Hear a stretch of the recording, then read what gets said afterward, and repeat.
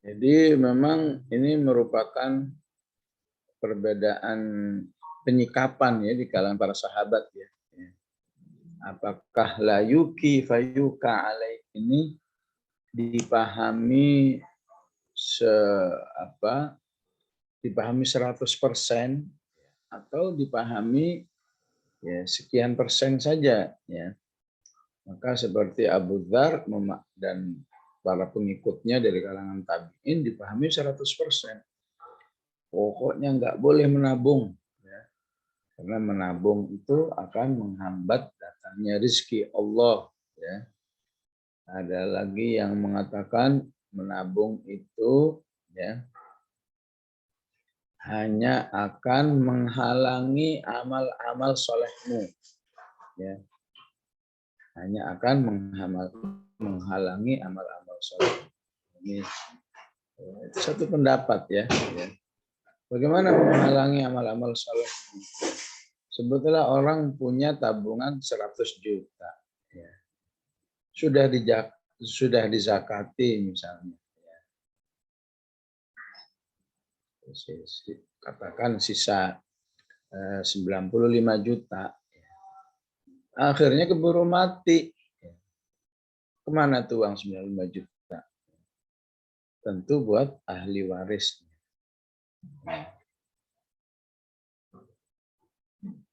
Apakah berpahala buat ahli waris? Tetap berpahala.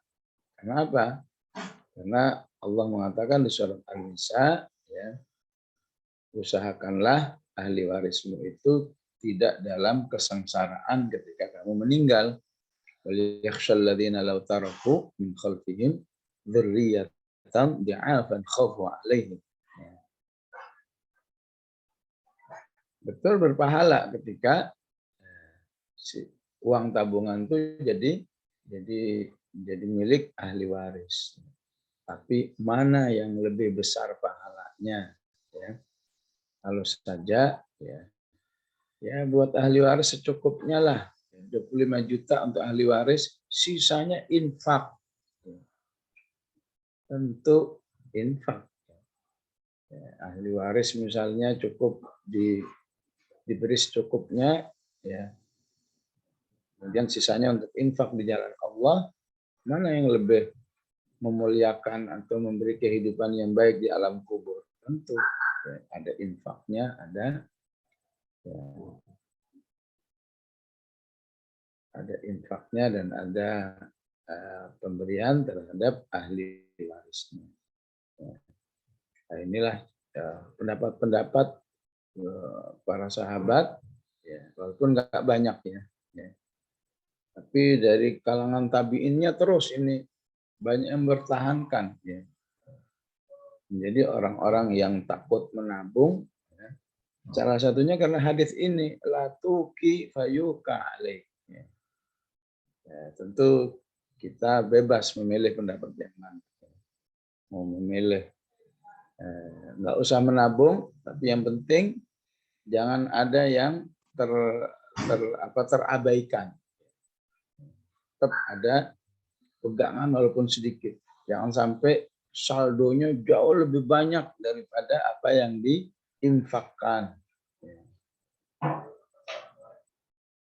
Nah, itu pendapat yang memahami hadis ini dengan pemahaman letterlock 100%. Ya. Ada yang memahaminya dengan pemahaman pertengahan. Ya. Bahwa pengertian tidak boleh menabung itu kalau gara-gara menabung itu sampai nggak dikeluarkan zakatnya. Nah, itu tinjauan fikih. Istilahnya tinjauan fikih halal dan haramnya. Tahu bagaimana kalau hartanya sangat banyak ataupun nggak sampai nisab, berarti ada tinjauan afdaliyahnya, keutamaannya. Ya. Maka tidak menjadi sebuah kondisi menabung yang jelek selama zakatnya jalan, infaknya jalan dan seterusnya. Ya. atau bahkan mungkin sesekali dengan saldo yang secukupnya misalnya. Ini kira-kira cukup sekian ya. Tidak berada dalam saldo yang disebut dengan al-afwu ya. Di surat Al-Baqarah ya. Berapa itu? Kurang lebih 218 ya. Ada harta yang disebut al-afwu ya. Harta yang sudah melebihi dari kebutuhan ya. Buat rumah udah ada, buat makan bahkan setahun sudah ada, buat dana kesehatan sudah ada, semua udah ada semua ya. Masih saldo juga, itu namanya al-afu ya. Maka penting jangan sampai terlalu besar al-afunya ya, sehingga tabungan kita ya tidak memberi afdaliyah ya, satu keutamaan yang lebih besar dalam kehidupan akhirat kita. Begitu insya Allah ya pengertian hadis ini. Ya. La tuki fayuka alaih. Janganlah kamu menahan-nahan hartamu dengan menabung, karena itu akan memutus atau menutup pintu-pintu rezekimu. Ya. Baik, cukup insya Allah pembacaan hadis. Kita lanjut ke pembacaan ayat surat Al-An'am ya, di mana saat ini ya, kita sampai di ayat yang ke 43 ya.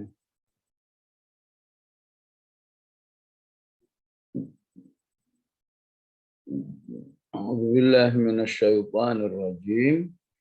Wa kadzalika, demikian juga ya. Demikian juga ini maksudnya terkait dengan pesan-pesan sebelumnya ya. Pesan-pesan sebelumnya di ayat, misalnya di ayat 52, pentingnya ya, bergaul dengan siapa saja, tidak melihat status ya, ekonomi seseorang, tidak melihat status sosial seseorang. Semua orang beriman mulia di sisi Allah Subhanahu wa taala. Kan tidak mustahil orang kelihatannya sederhana, pakaiannya juga sudah pakaian lama ya. Tapi ternyata di sisi Allah dia itu sangat mulia ya. Mungkin juga ekonominya ya, saking sederhananya sampai nggak ngerti misalnya per-HP-an misalnya, tapi ternyata di sisi Allah itu sangat mulia. Maka hati-hati melecehkan orang-orang beriman, karena bisa jadi yang kita lecehkan adalah orang yang sesungguhnya sangat dimuliakan oleh Allah Subhanahu wa taala.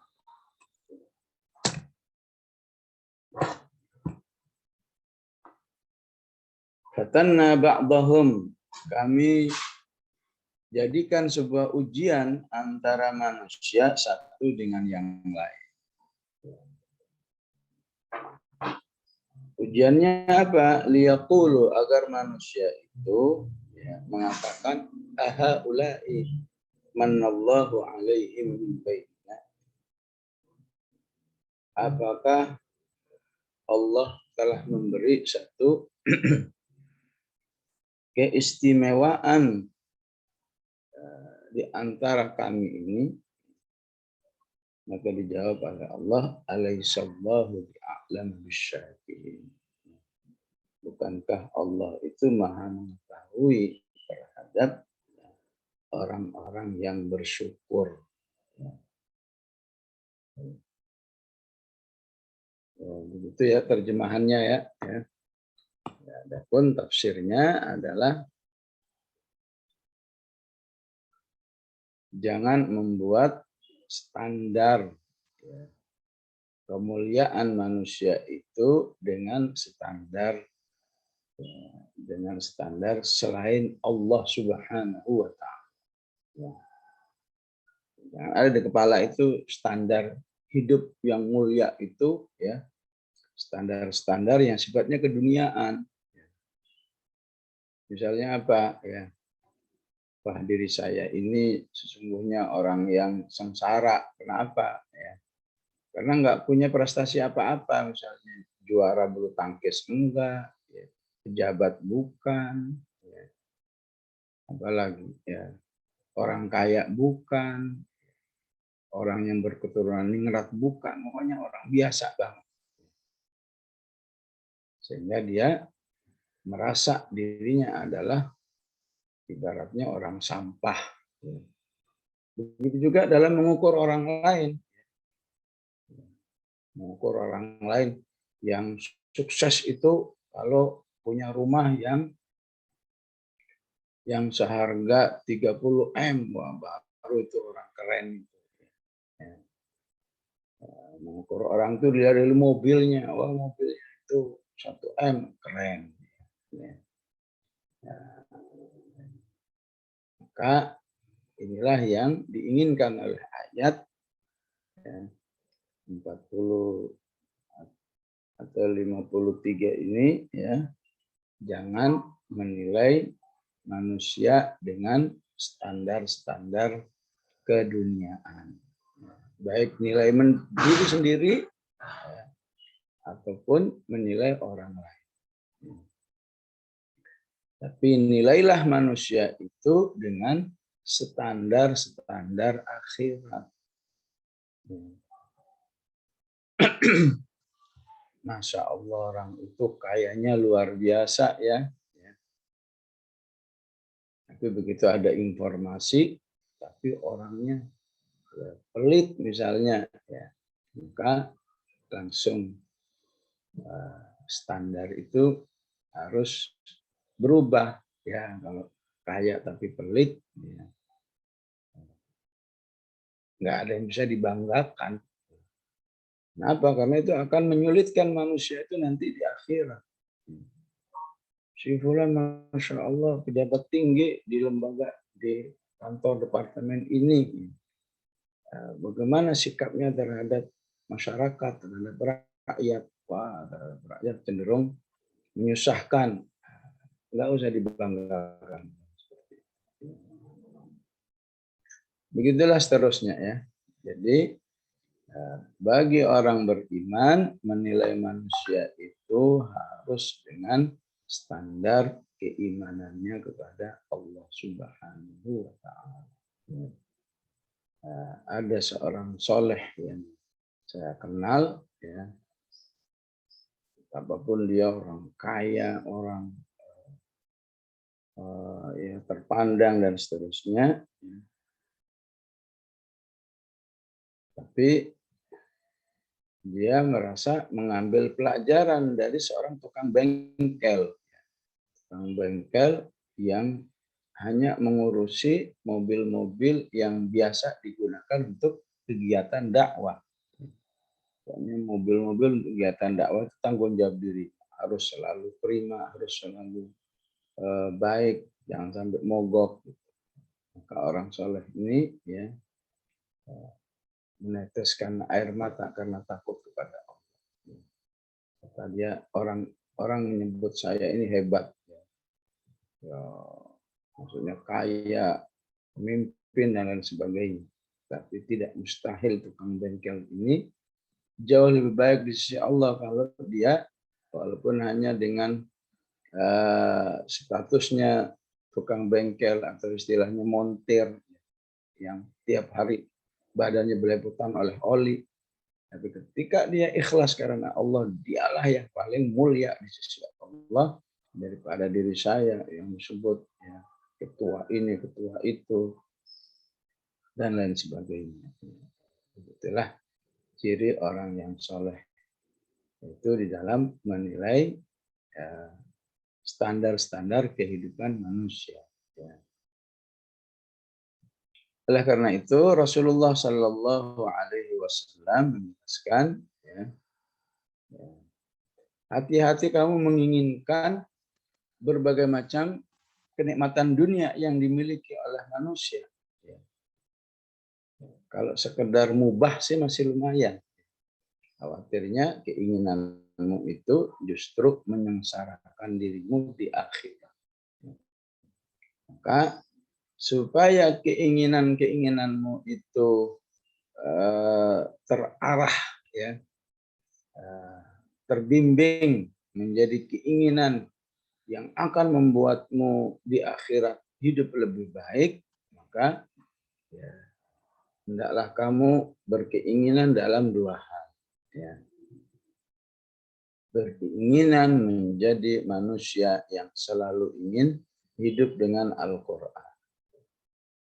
Ingin bacanya, ingin menghafalnya, ingin pahamnya, ingin mengamalkannya, dan lain sebagainya. Terutama apabila melihat orang lain sudah bisa seperti itu. Ya. Bisa teman, ya, bisa siapa saja yang menurut kita, Masya Allah ini orang ya, ya bisa baca, bisa hafal, bisa paham, bisa mengamalkan, maka kamu nggak boleh diem saja. Harus dalam hati ini ada perasaan, saya harus bisa seperti dia. Walaupun cuma katakan 1%-nya, 2%-nya, nggak harus 100%. Karena hadisnya mengatakan berkeinginanlah, ya. La hasada illa fitnatain. Adapun berhasil tidak berhasil itu rezeki dari Allah. Tapi sekedar berkeinginan semua orang bisa. Ya. Yang kedua, berkeinginan terhadap orang kaya yang banyak infaknya. Itu harus. Ya. Dalam hadis yang lain, sesungguhnya di balik keinginan itu saja Allah sudah memberikan pahalanya, sudah berikan kemuliaan. Ya, begitulah standar, ya, cara Allah dan Rasul-Nya mengajarkan kepada orang beriman menciptakan atau membuat standar-standar kehidupan manusia yang syar'i. Intinya orang yang melihat sesuatu itu dengan ukuran bagaimana hubungan dia dengan Allah, bagaimana amal soleh, bagaimana kesiapannya dalam mempersiapkan kehidupan akhir. Jika ini baik, dialah orang yang paling beruntung. Dialah yang harus didambakan untuk bisa diikuti. Dan ayat ini mengungkapkan sebaliknya. Bahaya memiliki standar-standar kehidupan manusia dengan urusan dunia. Apa yang dimaksud oleh ayat ini? Ketika manusia menilai orang lain itu hanya dengan standar kehidupan dunia, ya, orang yang beruntung itu kalau jadi pejabat, jadi menteri, berarti kalau jadi menteri itu orang sengsara misalnya. Orang beruntung itu yang rumahnya 30 M, berarti kalau yang rumahnya ngontrak berarti sengsara dan lain sebagainya. Ini bahaya, ini akan menjerumuskan orang kepada, ya, fitnah, ya, atau bencana, terhalangnya hidayah. Apa yang maksud dengan terhalangnya hidayah? Ya karena dia, ya, ketika mendengar sebuah arahan, sebutlah ada, dan ini sering terjadi di lapangan, ya. Ada seorang sebutlah A menasihati si B, ayo kamu harus sholat, kamu harus sholat. Akhirnya apa? Kamu sering nyuruh saya sholat, kamu sendiri masih kere begitu. Jadi dianggap, ya, nggak penting sholat, nggak terlalu penting, hidup itu gimana kaya. Ini yang dimaksud oleh ayat ini. Jadi siapa yang melihat sesuatu itu, ya, ukurannya dunia, ya, dialah orang yang terkena ini. Karena ba'dahum bi ba'din. Nyuruh orang baca Quran, ayo baca Quran, baca Quran. Ya, Kamu nggak lihat tuh orang-orang yang rajin-rajin ngaji itu rata-rata orangnya orang ya orang-orang du'afa semua secara ekonomi susah semua itu ya. Jadi susah untuk menerima ajakan baca Quran hanya karena melihat ya umumnya pembaca Quran, umumnya orang menghafal Quran itu memang orang-orang sebetulnya kelas bawah, sebetulnya orang yang nggak keren secara kehidupannya. Itulah yang dimaksud dengan ya, orang yang terfitnah tidak mendapat hidayah ya, karena salah di dalam menilai orang lain.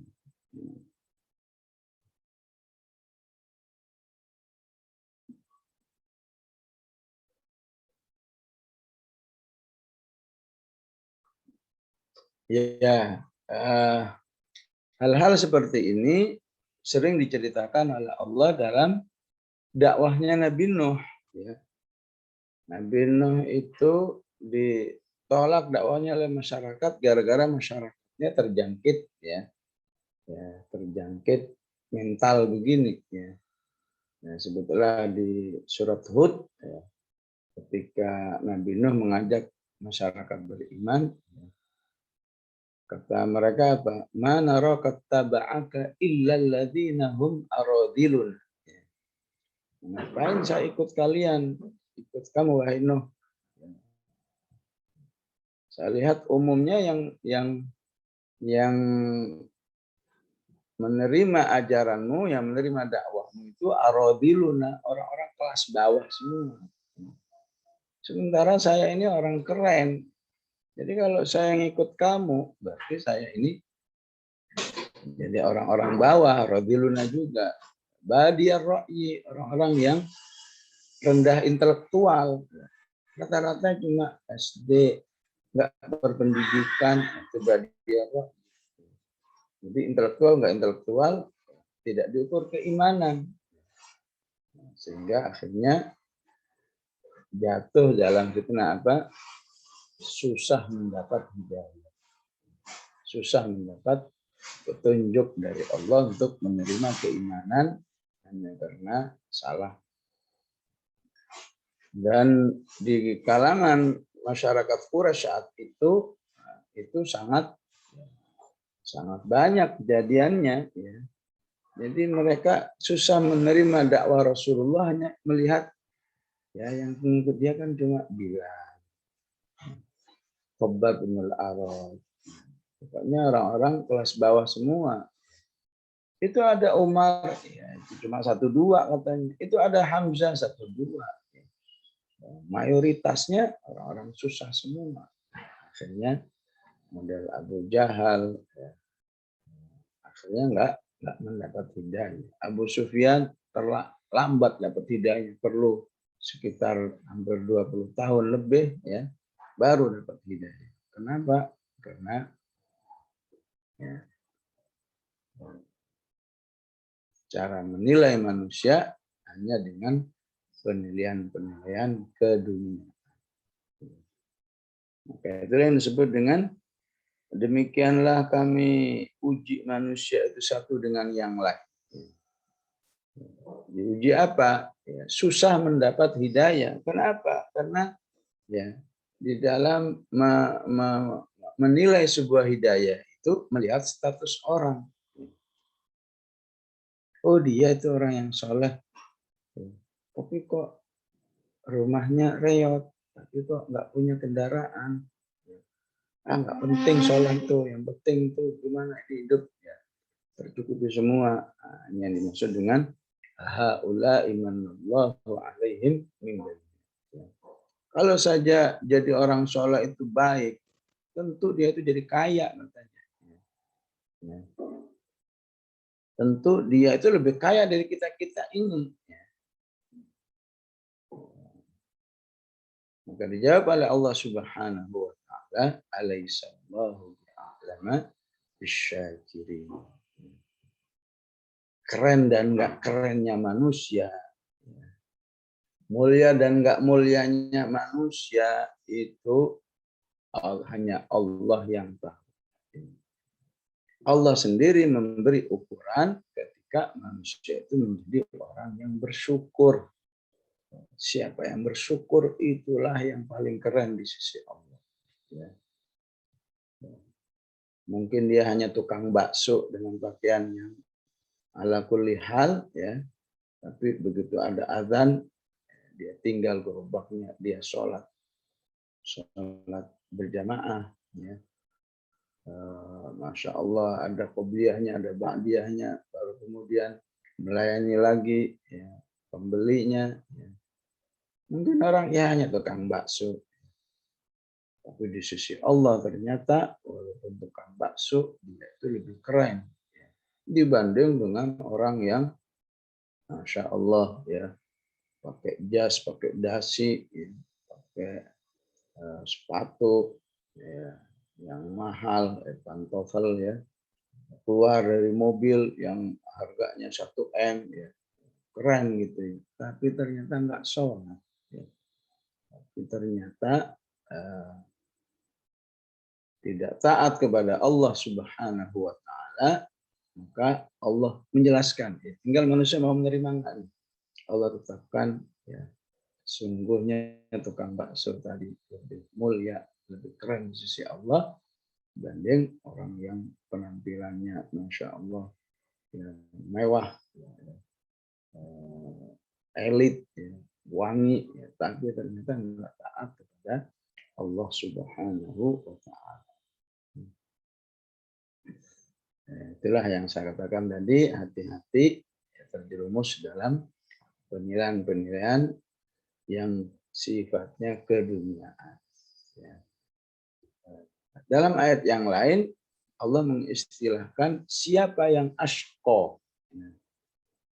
Asyqa artinya apa? Orang yang sangat sengsara. Kalau tanya nih pada umumnya manusia, orang yang sengsara itu bagaimana?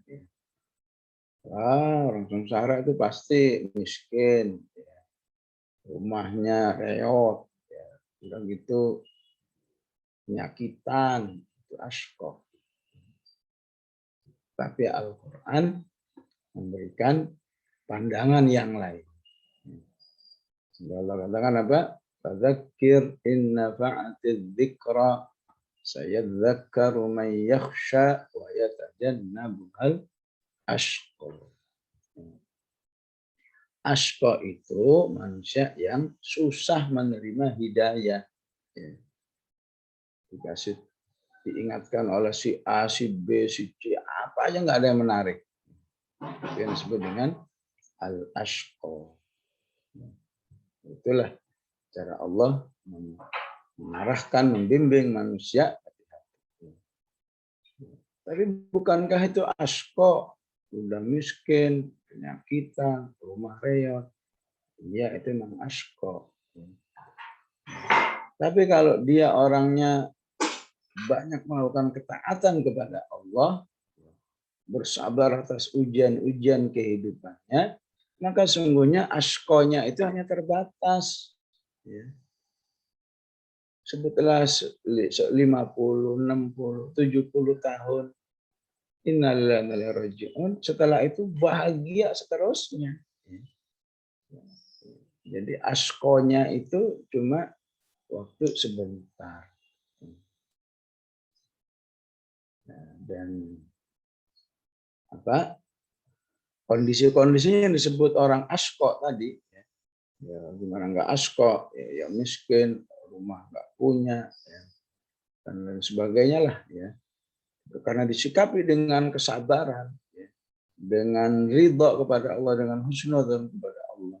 Kondisi-kondisi yang dinilai asyqa oleh umat manusia pada umumnya itu akan dirubah oleh Allah menjadi pahala-pahala atas kondisi.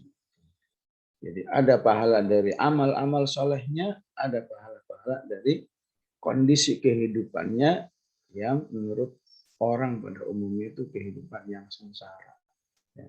Kenapa? Karena itu punya ilmunya. apa yang harus saya lakukan ketika saya hidup dalam kondisi seperti ini. Ya. Sebaliknya memang mungkin ada orang yang hidup dalam kemewahan yang luar biasa. Tapi kemudian tertolak semua hidayah. Memang kelihatan dia enak ya. Kelihatan hidupnya enak, semua tercukupi ya. Standar makannya orang-orang standar makannya 2.000, 3.000, dia standar makannya sekali makan 100.000, sekali makan 200.000 dan seterusnya. Sepertinya enak. Tapi berapa lama keenakan itu? 60, 70, bahkan kadang-kadang sebelum mati pun sudah hilang semua rasa, karena semua makanan sudah dicicipi semua. Enggak merasakan nikmatnya buka puasa. Sehingga di akhiratnya jadilah sengsara. Dia harus sengsara karena enggak ada amal soleh dalam dirinya, sengsara karena dia dianggap menyia-nyiakan nikmat Allah Subhanahu wa taala yang harus disyukuri. Maka kalau dia tidak beriman, itu bisa selama-lamanya. Kalau dia beriman, mungkin dia akan mengalami kebersihan dari Allah sekian tahun. Untuk sekian tahun akhirat itu beda dengan sekian tahunnya dunia. Tetap akan membawa kesengsaraan yang luar biasa. Jika Allah tetapkan alaihissallahu bi'a'lama bisyakirin. Jadikan standar kehidupan itu adalah syukur manusia. Ya, tentu kita sebagai orang beriman, insya Allah peluang seperti ini bisa. Bagaimana dengan orang kafir? Bagaimana orang-orang awam? Ya. Untuk bisa punya standar ini, karena itu Allah jadikan SOP kehidupan ini adalah SOP dakwah. Selama ada yang berdakwah, insya Allah ada saja orang yang akan mendapat informasi-informasi seperti ini. Dan dakwah itu sangat luas, ya, teknisnya. Ya. Kita nulis di status FB kita dengan esensi ini sudah dakwah. Kita mungkin silaturahim ke orang yang masih awam, dakwah. Terlebih apabila ya, sistem politik dalam kehidupan kita bisa disolehkan, maka akan menjadi politik yang senantiasa bernuansa dakwah. Bagaimana politik yang bernuansa dakwah itu? Politik yang cita-cita besarnya kalau bisa semua orang soleh. Karena ayatnya mengatakan apa? Wa ra'aitan nasa yadkhuluna fi dinillahi afwaja. Allah akan sangat memuliakan orang yang bekerja untuk menjadikan seluruh umat manusia ini rame-rame mencintai ataupun melaksanakan syariat Islam ini secara menyeluruh. Tentu itu domainnya ada di kerja-kerja dakwah, ya, dan akan lebih cepat ketika dakwahnya berhasil menguasai ataupun mewarnai sebuah gerakan politik. Karena politik itu cukup dengan sebuah tanda tangan, ya, sebuah pusat kemaksiatan, pusat perzinahan, pusat judi, pusat homer, ya, otomatis ya, tertutup, ya, terbubarkan ya, ketika punya kekuatan politik. Nah, itulah ya yang bisa kita pelajari. Ayat 54-nya sangat panjang, ya. Jadi tanggung, insya Allah kita cukup satu ayat, insya Allah. Alhamdulillah sedikit tapi barokah, insya Allah. Ya.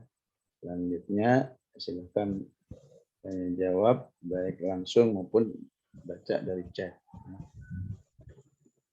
Sallallahu alaihi Muhammad wa ala alihi wasallam.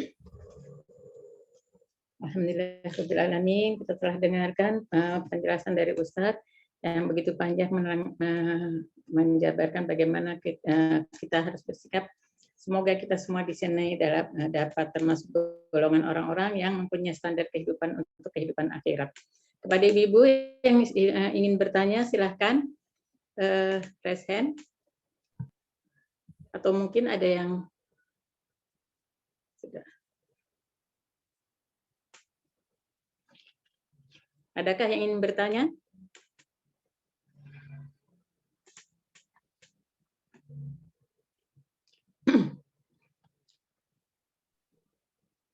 Boleh tanya, Ustazah? Monggo silahkan. Silahkan Ibu Marhamah. Assalamualaikum, Ustaz. Izin pertama ya, Ustaz ya. Ini tentang mewarnai gerakan dakwah ini ya, Ustaz. Mewarnai gerakan politik ya, dengan kerja-kerja dakwah kita gitu ya. Apa memang tuntutan kehidupan politik sekarang itu kan luar biasa ya, terutama adalah materi gitu ya, dan sepertinya ini ya sedikit banyak kita jadi terbawa gitu ya ke arah sana gitu, dan tuntutan dari masyarakat pun seperti itu gitu. Jadi ya kemudian yang mereka pikirkan kan kebanyakan ya bantuan ya, santunan, kemudian dikasih kerjaan dan sebagainya, itu yang sebagian besar lah mewarnai tuntutan masyarakat itu seperti itu. Nah, bagaimana kita bisa mewarnai itu semua gitu ya? Karena ternyata juga dari kita pun sebagai penggerak dakwah itu juga ya sedikit banyak yang kemudian energinya itu tersedot ke sana begitu, Ustadz. Karena kita kalau mengikuti arus itu kan juga tidak akan selesai gitu ya. Kalau kita layani dengan seperti itu kan pasti kita juga akan kewalahan sendiri gitu. Sedangkan untuk mengajak mereka kepada hidayah Islam gitu ya, itu juga perlu hal-hal seperti itu juga. Begitu Ustadz, mungkin ada pencerahan dari Ustadz. Baik, jazakillah ya. Semoga menjadi pelajaran bagi kita ya. Allah berfirman di surat At-Taghabun, semua amal soleh ya, semua amal soleh, khususnya amal soleh yang sifatnya dakwah, yaitu menyebarkan hidayah kepada masyarakat ya, tidak boleh lepas dari fattaqullaha mastata'tum. Lakukan sesuai dengan kemampuan ya. Kemampuan itu bisa daya dukung sesuai dengan SDM yang ada, sesuai dengan dana yang ada. Fattakullah. Jadi sekecil apapun atau seterbatas apapun sebuah amal soleh itu, ketika dasarnya takwa, maka Allah lah nanti yang akan melanjutkan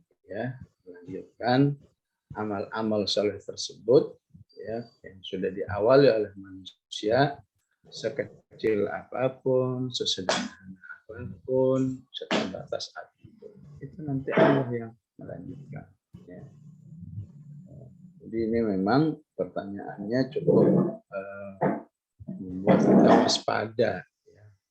Waspada dalam arti apa? Waspada dalam arti ya, tadi jangan sampai begitu seriusnya mengikuti bahasa masyarakat ya, akhirnya ya, harus meninggalkan yang utama. Misalnya sama itu apa? Mensolehkan ya, orang-orang beriman itu sendiri, atau istilah mensolehkan aktivis dakwah itu sendiri. Yang soleh bagaimana harus bertahan dengan kesolehannya. Jadi Jadi sudah melampaui mastata'tum ketika udah yang penting masyarakat maunya apa kita habis-habisan nih pikiran kita, energi kita, adapun diri kita kurang ini kurang itu kan sebuah kekurangan dalam rangka dakwah itu yang nggak dibenarkan. Buktinya apa ya? Buktinya pelajari sirah kembali, pelajari kehidupan para sahabat sendiri.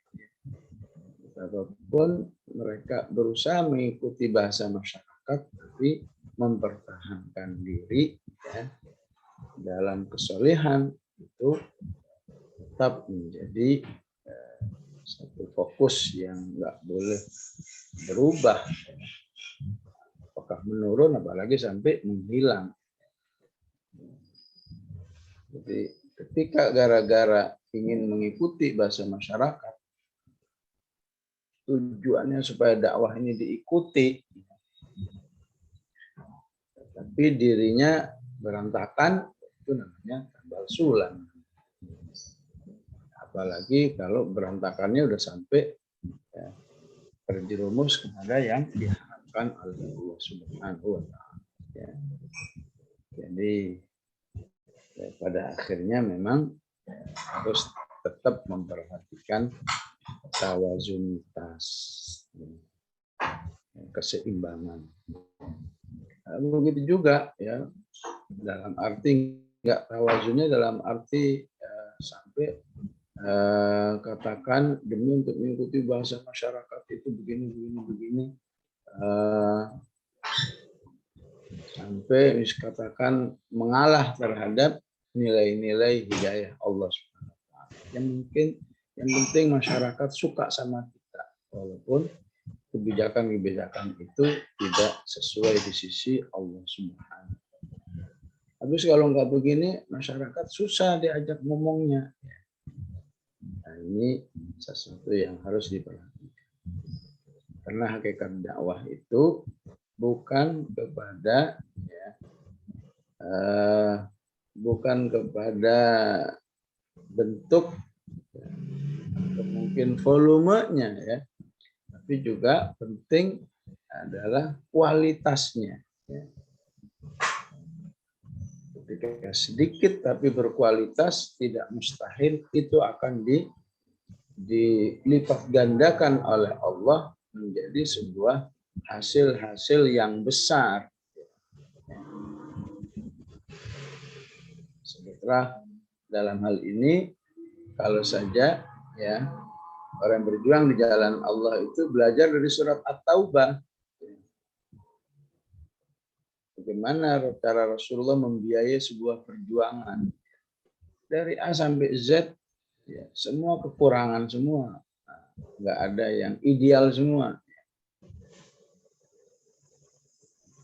Tapi mereka terunggulkan dalam nilai-nilai keimanannya yang disebut di Taubah 119 itu, mereka unggul di dalam keimanan yang disebut dengan shodiqin. Maka segala yang shodiqin itulah yang akhirnya menjadi sumber kemenangan. Shodiqinnya ada yang berbentuk ya, yang punya harta banyak memang mengeluarkan harta sebanyak. Yang istilahnya cuma punyanya segenggam jagung. Jagung itu kira-kira berapa harganya? Sebutlah 500 perak. Yang cuma punya 500 perak, ini yang punya saya. Tapi Allah sudah menjadikan yang 500 perak itu juga sebagai sumber. Ada yang modalnya cuma nangis doang. Kenapa nangis? Nggak punya apa-apa. Infak nggak bisa. Padahal kepingin banget infak. Ingin ikut nggak bisa karena nggak ada biaya. Semua nggak bisa apa-apa, tapi nggak bisa apa-apanya orang yang dalam keterbatasan dan Allah tahu hatinya sebetulnya pengen semuanya, itu jadi modal kemenangan para sahabat kita. Ada lagi yang nggak ikut kenapa? Sibuk, ya. Sibuk urusan keluarganya, macam-macam. Itu juga menjadi sumber kemenangan. Nggak ikut jadi kemenangan. Kenapa? Karena setelah itu dia sadar, bertaubat, dirinya salah. Ya. bertobat dan dia harus menerima risiko dari Rasulullah di Baiqah selama 50 hari. Entah mereka pun disebut oleh Allah orang-orang yang berperan dalam kemenangan perang Tabuk itu. Jadi ya penting dalam hal ini tidak menilai seutuhnya bahwa keberhasilan dakwah itu semata-mata di kerja-kerja materialnya. Berapa dana yang dikeluarkan, berapa manusia yang dibaksosi dan seterusnya. Tidak semata-mata itu. Itu betul memang insya Allah menjadi sebuah kemenangan dakwah. Tapi kalau gara-gara itu semua kamu melupakan, ya, melupakan bentuk-bentuk ikhtiar kemenangan yang sifatnya ketaatan kepada Allah, ya, maka bisa jadi kamu udah merasa berbuat sebanyak mungkin, tapi hasilnya hasilnya sangat minim, misalnya bahkan bisa nihil. Ya. Sebaliknya juga nggak boleh juga. Udah yang penting kita banyak ngaji, banyak tilawah, banyak qiyam. Udah nggak usah lah, nggak usah baksos-baksosan, nggak usah nonton, salah juga. Jadi tawazun. Yang bisa dilakukan mengikuti bahasa masyarakat, bisanya berapa? Bisanya cuma 25% saja dari selera masyarakat. Ya udah, jangan harus memaksakan sampai katakan 80%, tapi harus mengorbankan nilai-nilai kesolehan yang lain. Mampunya 25%, ya udah 25%. Ya, sisanya bagaimana? Biar sisanya Allah yang menghandle. Bagaimana supaya Allah menghandle? Lakukan, ya. Binalah dirimu menjadi manusia-manusia yang membuat Allah melihat kamu itu layak untuk dimenangkan. Itulah yang dimaksud dengan walaqad nasarakumullahu bibadrin wa antum adillah. Allah menangkan orang-orang beriman, pun orang-orang beriman itu dalam kondisi keterbatasan dalam segala bidang. Mau perang senjatanya cuma beberapa gelintir saja. Dananya berapa gelintir saja. Tapi memang bisanya cuma itu, maka Allah tidak anggap bahwa ikhtiarmu itu enggak maksimal. Tetap dianggap maksimal. Karena memang bisanya itu yang dimaksud dengan fattaqullaha mastata'tum. Dan maksimalnya disempurnakan oleh niat-niat karena Allahnya, disempurnakan oleh cita-citanya, disempurnakan oleh ibadah-ibadahnya, ukhuwah antara pelaku-pelaku itu, ya. Sehingga apapun wa antum adillah, tapi hasilnya hilang gemilang. Ya, begitulah memang petunjuk-petunjuk Quran, ya, bagi orang-orang beriman yang ingin yang punya program ingin mensolehkan umat ini, insyaallah. Baik, masih ada? Selanjutnya dengan Ibu Dina. Silakan Ibu Dina. Baik, assalamualaikum Ustaz. Waalaikumsalam warahmatullahi.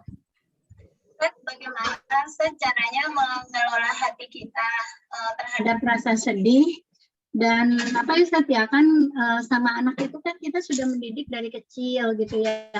Sholatnya juga sudah diusahakan semaksimal mungkin. Tapi ketika remaja itu ternyata yang sudah kita tanamkan itu seakan-akan tuh tidak berbekas dan dia tidak mau dipaksa gitu loh Ustaz. Dalam artian tuh tidak sesuai sama ekspektasi kita, harapan kita. Nah itu kan kadang-kala kita paham ya, oh ini adalah masalah hidayah juga, tapi juga kadang-kala sedih. Kok bisa anak ini sudah dididik dari kecil gitu, tapi kok besarnya seperti tidak dididik gitu. Nah kadang-kala tuh bisa nerima itu, tapi kadang-kala sedih saat bahkan sampai jadi ada sakit, nah segala macam. Nah itu mengelola perasaan itu bagaimana Ustaz? Terus bagaimana solusinya gitu kan? Sampai remaja juga sudah tetap dibuatkan kelompok pengajian, dibuatkan kegiatan, dibuatkan segala hal lah pokoknya untuk menunjang supaya dia tetap menjadi kondisikan. Tapi ya namanya anak remaja sekarang tuh banyak aja tingkah lakunya yang memang di luar ekspektasi kita. Itu aja Ustaz. Terima kasih Ustaz. Assalamualaikum warahmatullahi wabarakatuh. Waalaikumsalam warahmatullahi ya. Saya kira ini sebuah kewajaran ya. Sebagai manusia atau manusiawi, siapa yang sedih ya, buah hatinya tidak sesuai dengan harapan. Yang penting nih ya, sedih yang tidak membawa putus asa. Sedih ya sedih, tapi jangan putus asa. Sedih ya sedih, tapi jangan bersuudzon kepada Allah. Misalnya, wah udah ini gagal, ini udah ya, habis sudah. Tetap punya harapan kepada Allah. Sedih tapi tetap siapa tahu tahun depan dia baik. Siapa tahu 2 tahun lagi dia baik. Ya. Sedihnya harus tetap terkendali. Ya. Tadi sedih tapi ditunjukkan dengan rasa optimis. Ya. Sedih tapi ditunjukkan dengan doanya semakin kencang sekali. Ya. Walaupun nggak ada tuntunannya ya, ada sebagian ibu yang melaksanakan dan kemudian dia mendapatkan hasilnya, mewiridkan doanya apa? Rabbi ja'alni muqimas sholati wa min dzurriyyati rabbana wa taqabbal du'a. Dia melihat ya anaknya belum sesuai dengan harapan, usaha sudah, dia menjadikan doa ini sebagai wirid. Tiap selesai sholat 100 kali. Memang nggak ada tuntunannya, tapi sama sekali tidak bertentangan dengan nilai-nilai syar'inya. Ini cuma masalah berdoa, cuma dia ingin mengintensifkan doa yang diajarkan Nabi Ibrahim ini. Dia kan begini-begini. Iya, karena dari doa Nabi Ibrahim itu, manusia itu kalau sholatnya beres, insya Allah yang lain gampang semua. Ini doanya Rabbi ja'alni muqimas sholati wa min dzurriyyati rabbana wa taqabbal du'a. Kesedihan ini tidak mustahil karena kita menganggap mendidik manusia itu sesuatu kerja yang instan. Ya. Maka hilangkan itu persepsi mendidik manusia itu instan, itu harus dihilangkan. Jangan disamakan seperti ingin buat donat jadi donat, ingin buat lemper jadi lemper. Tapi manusia nggak bisa begitu. Manusia nggak bisa begitu. Jangan pernah berpikir instan. Yang dinilai oleh Allah adalah usaha-usaha manusia itu. Memang sekarang masih begini, tapi saya akan berusaha lagi. Doa itu termasuk usaha. Ya. Kesabaran kita itu usaha. Ada seorang ibu merasakan usahanya itu setelah 20 tahun. Ketika ditanya kepada anaknya, ya, kenapa kamu jadi membaik? Perlu 20 tahun. Ya karena saya sangat kagum dengan kesabaran ibu saya. Saya nggak sholat, saya hampir dalam sepekan itu 2-3 kali pulangnya jam 1, jam 2, nggak pernah itu marah-marah. Dia tetap berbuat baik kepada saya walaupun saya ya semua orang sepakat lah ini nakal. Ya. Tapi ibu saya itu Masya Allah ya beri perhatian ini, perhatian itu. Saya tidak melihat dari ibu saya itu ucapan yang kotor, tindakan yang menyakitkan. Padahal secara logika, anak seperti ini mah bagusnya ditabokin aja lah. Anak seperti ini harus dicuekin saja. Tapi saya tidak melihat itu. Sehingga dia tulis di sebuah apakah di statusnya bagaimana? Ya, dengan bahasa kiasan itulah ya, dialah wanita yang terbaik sepanjang hidupku.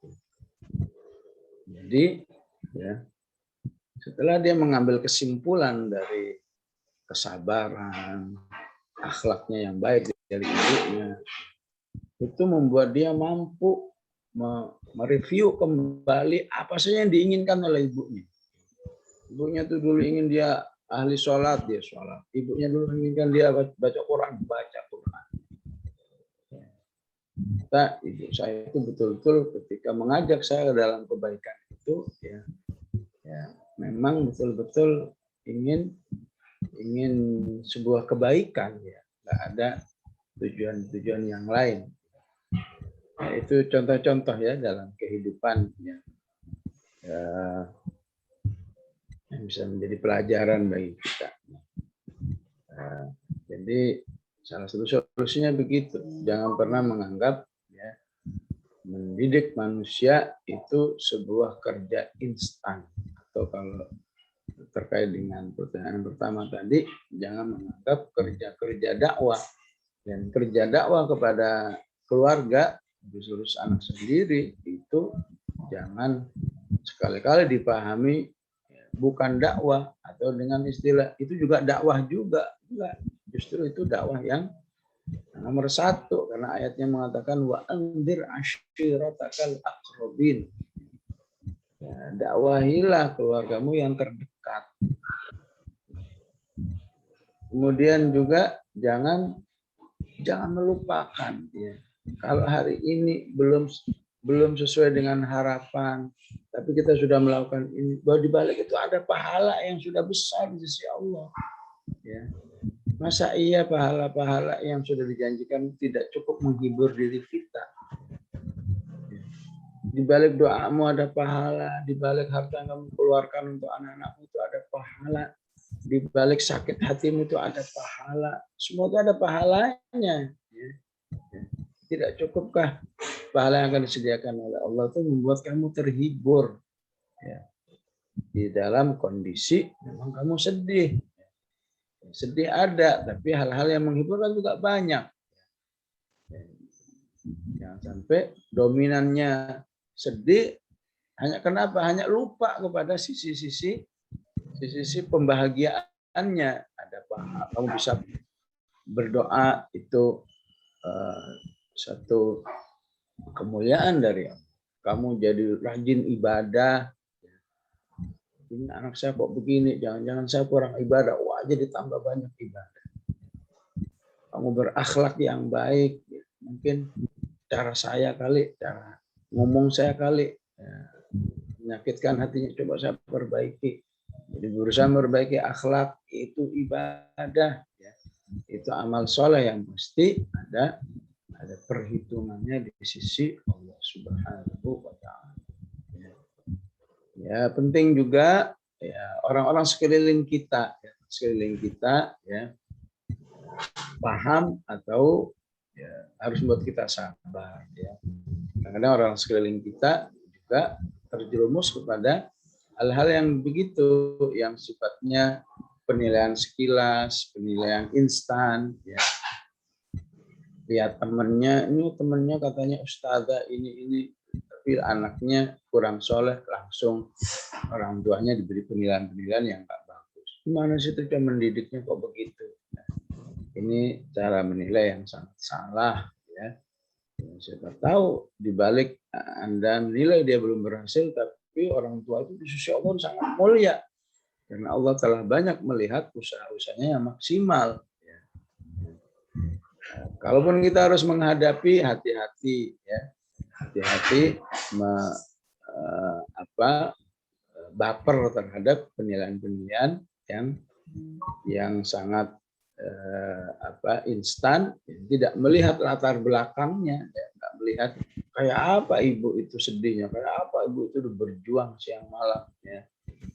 Karena melihatnya mau dohirnya saja, wah anaknya masih begitu, oh berarti dia gagal, berarti dia itu nggak becus tuh mendidik anak. Hati-hati, nah, tidak mustahil dibalik penilaian kurang berhasil itu, padahal insya Allah sudah disebut berhasil.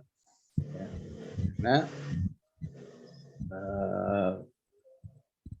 pemegang kunci hidayah itu hanyalah Allah, manusianya berusaha. Qul innal huda hudallah. Innaka la tahdi man ahbabta. Kamu tidak bisa memberi hidayah hanya karena dasar itu orang kamu paling cintai. Kamu hanya bisa mengusahakan. Sebutlah kalau kamu gagal, tapi di sisi Allah kamu nggak gagal. Karena kamu telah melakukan semua usaha-usaha yang sudah dilakukan. Ya, tapi kan kita juga punya keinginan supaya berhasil. Betul. Ya. Tapi kita juga harus menguasai, harus meyakini peran Allah. Allah katakan inna rabbaka fa'alul lima yurid. Ya. Nah, kalau kamu merasa harus berhasil, itu sama saja kamu memaksa Allah. Ya Allah, saya nggak mau tahu, pokoknya kasih hidayah orang ini, kan nggak boleh. Allah yaf'alu ma yurid, Allah yahkumu ma yurid. Ya. Biarlah Allah tahu isi hati kita, bahwa kita inginkan tidak ada lain kecuali kesolehan anak kita. Ya. Terlihat dalam doanya, amalnya, infak-infaknya, bagaimana sudah. Hasilnya Allah punya cara tersendiri, ya, proses hasilnya. Tidak mustahil, belum berhasilnya itu justru adalah ujian bagi orang tua itu sendiri. Ya. Yang kalau dia tetap bersabar, tetap berakhlak yang baik, justru orang tuanya semakin termuliakan di sisi Allah Subhanahu wa Ta'ala. Yakinlah innallaha ala kulli syai'in qadir. Yakinlah kun fayakun. Kalau mau Allah itu detik ini soleh. Tapi kok nggak dilakukan? Yakinlah ada satu proses, ada satu teknis tertentu yang diinginkan oleh Allah untuk memberi nilai-nilai kebaikan yang lebih bagi diri manusia itu sendiri, insya Allah. Ya. Baik, mohon maaf kalau ada pertanyaan yang lain, saya cukupkan sampai di sini. Saya akhiri dengan doa. Bismillahirrahmanirrahim. Allahumma shalli wa sallim ala sayyidina Muhammad wa ala ali sayyidina Muhammad. Allahumma ighfir lana wa liwalidina warhamhum kama rabbayna shighara. Rabbana hab lana min azwajina wa dhurriyyatina qurrata a'yunin waj'alna lil muttaqina imama. Rabbana la tuzigh qulubana ba'da idh hadaitana wa hab lana min ladunka rahmah innaka antal wahhab. Sallallahu alaihi wasallam Muhammad wa ala alihi wa sahbihi wasallam. Walhamdulillahi rabbil alamin. Wassalamualaikum warahmatullahi wabarakatuh. Warahmatullahi wabarakatuh. Jazakumullah Ustaz. Banyak petuah-petuah yang harus kita jalani, yang bisa kita jalani hari ini, benar-benar memberikan pencerahan kepada kita untuk kita menjalani kehidupan selanjutnya. Jazakallahu khair Ustaz, monggo silakan kalau Ustaz mau duluan. Ya, mohon pamit semua jamaah. Jazakumullah Ustaz. Sehat ya Ustaz.